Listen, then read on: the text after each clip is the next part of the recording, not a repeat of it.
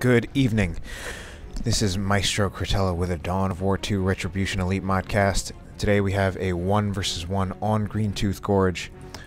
We have Paranoid as the Canucks Space Marine Force Commander. Actually, he doesn't have the logo anymore. He still has the same color scheme that he usually does. But Paranoid, Force Commander player, Force Commander, a tanky melee hero. Can get suppressed and knocked down, however. On the other side we have Texcalibur, the famous sword of legend, playing as the Chaos Lord.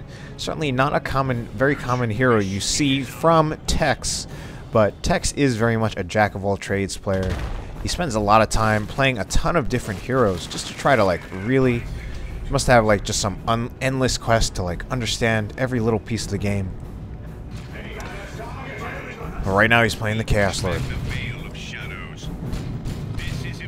So both of these players, very good players. I would say right now that they're both two of the best players in the game. Obviously, Tex has definitely been featured in a ton of casts to date. And the Force Commander and the Chaos Lord are fighting each other right now. This is a fight that I don't know who would win it normally, but certainly if the Chaos Lord has support and the Force Commander does not, he will win. The Force Commander has less health, but he does more damage. The Chaos Lord can also restore some health with Kill the Weak and knock the Force Commander down. So right now this fight is definitely going in favor of Texanius, Texcalibur, the famous sword of legend. Map control does go in favor of Paranoid, however, because he has these two scouts. These scouts about to get hit by heretics. Doom Blast goes off from the heretics. They do take off a model off these scout squad. This scout squad, I think Paranoid kept that scout squad in there just a little bit too long. I think he should have retreated it as soon as he got the cap off on this requisition point. Paranoid winning I'd say quite significantly on the map control, but right now he's not choosing his engagements very well. He's losing most of the engagements. Obviously, Scout Squad in cover. I mean, they were in cover, which is good, but they're still just going to lose quite significantly to either the Chaos Lord alone or the Chaos Space Marines alone, and meanwhile, both of them were there. Havoc Squad now out for Tex. He does not get a second Heretic Squad or even a second Chaos Space Marine Squad. Goes straight for a Havoc. Meanwhile, Paranoid also goes for a Devastator, so they both have suppression teams on the field. Devastator slightly more powerful, a little more killy, especially against heretic models. Havoc's not as powerful, but will suppress instantly. Chaos Lord now going to get focused a bit. Havoc, the Devastator, is going to help control... Well, not correct. It's not going to control... The Devastator isn't going to control the Chaos Lord as well as the Havoc is going to control the Force Commander. The Force Commander can be suppressed, the Chaos Lord cannot. However, the Chaos Lord can't go too close to the Devastator because it will start to take more damage the closer it gets.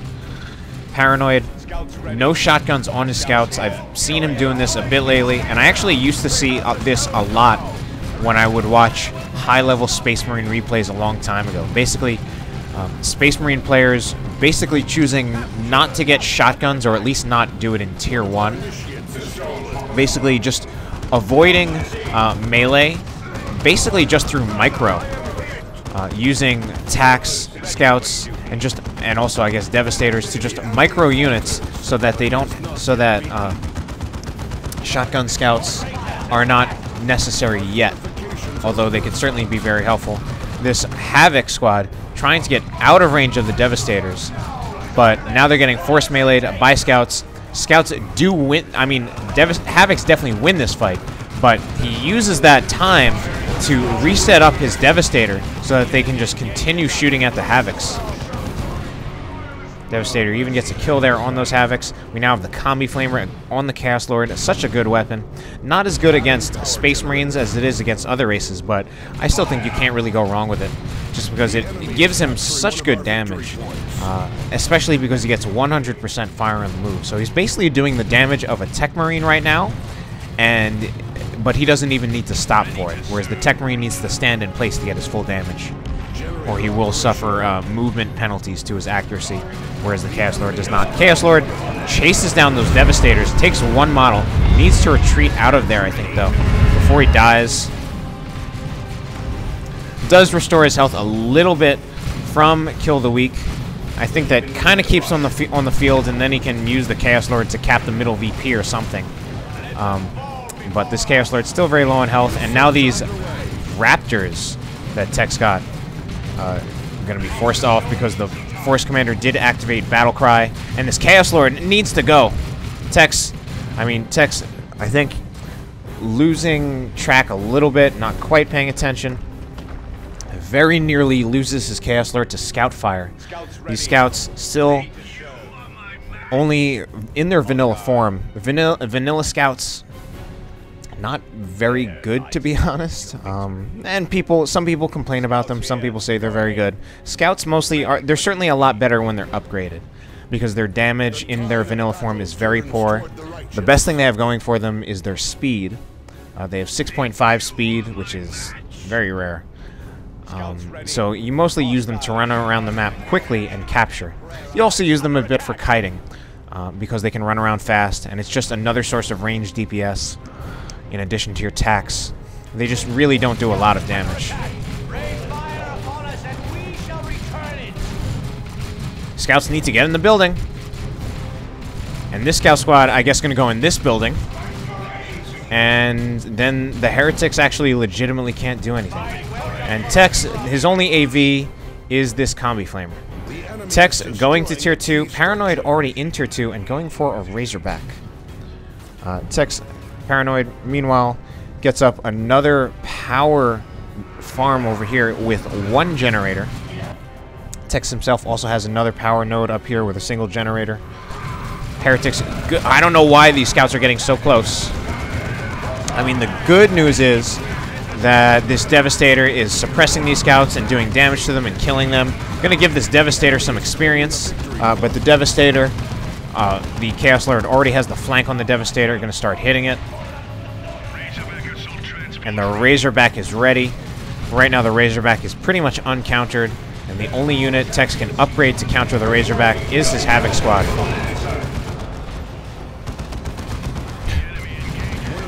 And the Chaos Lord just kind of gives the Razorback one hit with his sword, then does Kill the Weak on the Force Commander, but he's not going to win this fight. Force Commander now upgrading to the Power Fist. Unless the Chaos Lord changes weapons, this will be a big... This will actually mean that the Force Commander will just straight up beat the Chaos Lord. Just because he's going to do so much more damage.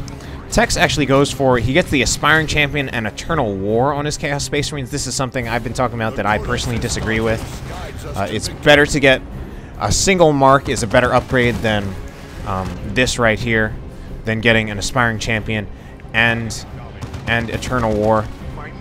That being said, I do think I'm not completely against getting Eternal War first.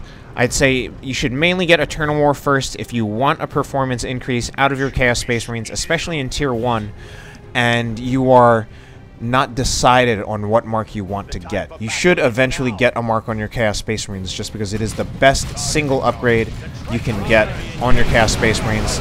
And if you're just using them as ranged ranged units, you might as well get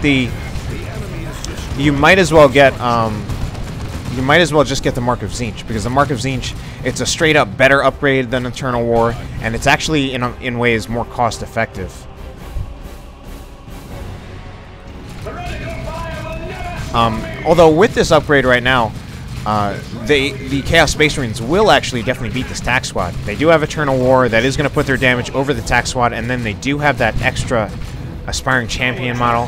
The Aspiring Champion has actually been upgraded a bit in the Elite mod so that his vanilla form, meaning without a mark, actually does a bit more range damage. But they still can't stand up to the Razorback. Tex, meanwhile, Paranoid already going to Tier 3. Has such dominance over the map that he's going to Tier 3. Tex started a Chaos Dreadnought. I think that would have been a good choice. You kind of can't really go wrong with a Chaos Dreadnought these days. It's just so good. Tex does actually... He gets a the Mark of Corn on his Havoc squad. So it's an autocannon, actually doing very well against this against the Devastator squad. That will provide a source of AV to deal with the Razorback, but it's not the greatest source of AV just because you can, I mean, as long as you're paying attention and microing, you can just run the Razorback out of range of the Havoc squad. Unless Paranoid can pull off a combination of a Flesh over Steel. No, I'm derping now because Paranoid is not going to use Flesh over Steel on Zod and Razorback. Forget I was even saying anything. Plague Marines out for Tex instead of the Dreadnought. I kind of don't agree with that choice. The Dreadnought is kind of ultimately the better play. It's going to do a lot more damage to the Razorback, and it's also a lot more threatening to the Space Marine infantry. That being said, the Plague Marines can still certainly work, at least for the purpose of taking out the Razorback.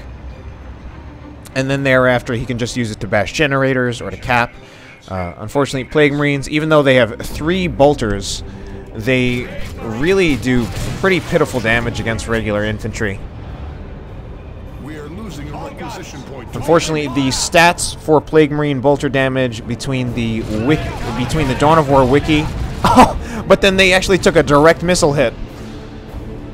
I swear, whenever I'm watching a game, whenever I start saying something about the game, like this is good against this, something in the game proves me wrong. Like this Plague Marine squad getting a direct hit on scouts. And this Razorback in a little bit of trouble, gets snared, 40% snare from that Plague Marine squad. Oh my god, and now these dual sniper scouts getting rushed down by these Mark of Tzeentch cast Space Marines. I'm glad Tex finally decided to get that. Fully upgraded Tzeentch Space Marines are the best ranged unit in the game pretty much, and will beat out pretty much every other ranged unit in the game.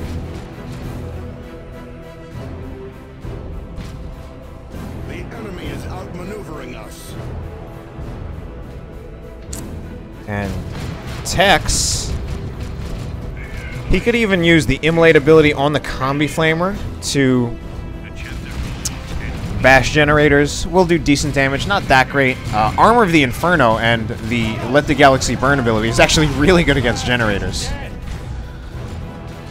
Now, he's got an interesting build here. Mantle of Hate, that's giving him the Life Drain ability, which we actually saw him use on the Force Commander, and we see him using it right now. Basically drains life and stuns the Force Commander or just any single unit that you target it against. Pretty good against heroes. And also good for just kind of disabling annoying units that are otherwise hard to deal with, like this Force Commander. Now actually has the Sacred Standard and the Armor of the Alacrity. Sacred Standard gonna give these guys a 25% damage buff. Basically, any Space Marine infantry in range of the Force Commander will get a 25% damage buff, and that's really good, considering one of Space Marine's weaknesses is that they do less damage than than pretty much all the other races. They definitely make up for it just with their durability, and things like the way ASM counter setup teams and the way shotguns keep melee units at bay. But it's still just the fact that they have, for the most part, lower overall DPS than the other races. And the Sacred Standard is going to kind of change that a bit, because it's going to increase the DPS for basically just any units that are in radius of the Force Commander. Force Commander does get knocked over by that Plague Marine explosion. Tex loses all of the models on this Plague Marine squad except for one. Oh, and now we have... That's going to be really annoying to deal with. Tex does not have any anti-garrison, and he does not have any anti-garrison, and Paranoid had a Devastator in there, and Paranoid actually decides to run the Devastator out. I was kind of surprised to see that happen. I don't think the Havoc actually does very good anti-garrison, but I mean, I guess the only thing was the Devastators were already somewhat low on health. They were already at partial health. They only had 2 models. So just through sheer damage, he might have been able to kind of scare those Devastators out of there. Paranoid now with 6 units. He actually gets a really late Assault Space Marine squad, partly because he wants to get Vanguard veterans. Although it was a little surprising to not see just to not see him get that earlier. And they're capping while they're upgrading to Vanguard veterans. And then here are the Vanguard veterans. Vanguard veterans, obviously these elite tier 3 melee infantry upgrade for the Assault Space Marines, gives every member of the squad power weapons. I actually love how a member of a squad has the Thunder Hammer. It just looks so awesome. And then the others have power swords, and then there's one power swords and power claws. Unfortunately, they were kind of idling there. It took some unnecessary damage from the Tzeentch Space Marines, and Tex jumps in with his Raptors and now have the Demon Maul, 45 DPS power melee, pretty good. But I think the Vanguards still kind of win. But then the Vanguards had less health at the start of this engagement. Vanguard's gonna go down. Wow. Vanguards actually get out of there. I actually think Tex would have wiped the Vanguards if he kept his Raptors in there. But at that point, it was kind of a dangerous game of chicken. And Force Commander goes down. Now that's going to increase the damage buff on the Sacred Standard to 40%. He does now have a Plasma Tac Squad. And Plasma Tacs actually, I mean, they are not as good as Tzeentch Space Marines. But in that particular fight, they were probably going to win just because they had a bit more health starting out. Tzeentch Space Marines were pretty low on health at that point. And Paranoid lost his Force Commander, but is exerting a lot of dominance over the map right now. Has most of the map. Does lose his Razorback, though. But, I mean, he's about to get a 3 cap. He is lower on the victory points. And now Tex has a Predator. Now, a Predator, good unit. It's a tank. It's anti-all. Good against infantry and other vehicles.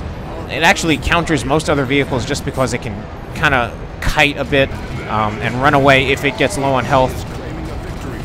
Havoc Squad now being used to decap, but I think going to take a little too much damage from the Plasma Tac Squad. Needs to retreat.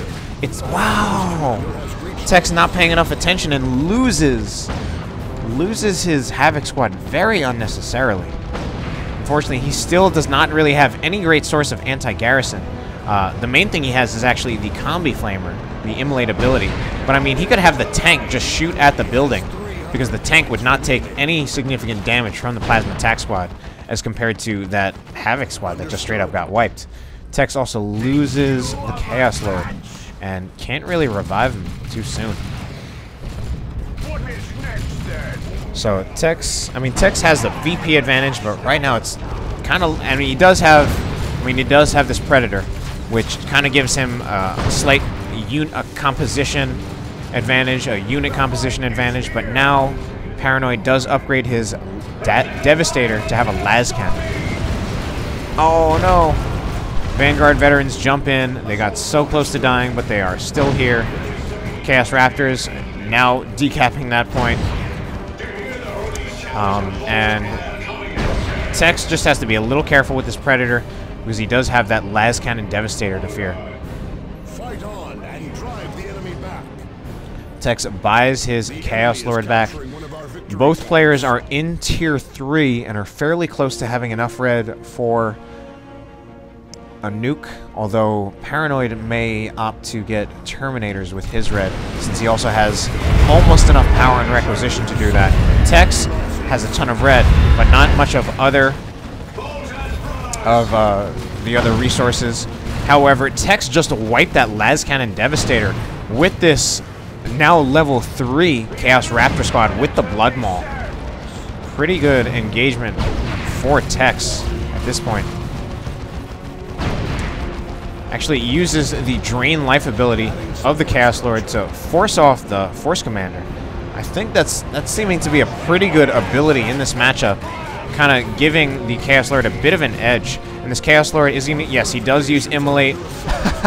And scouts are literally just falling out of the building. Are they going to get... Wow.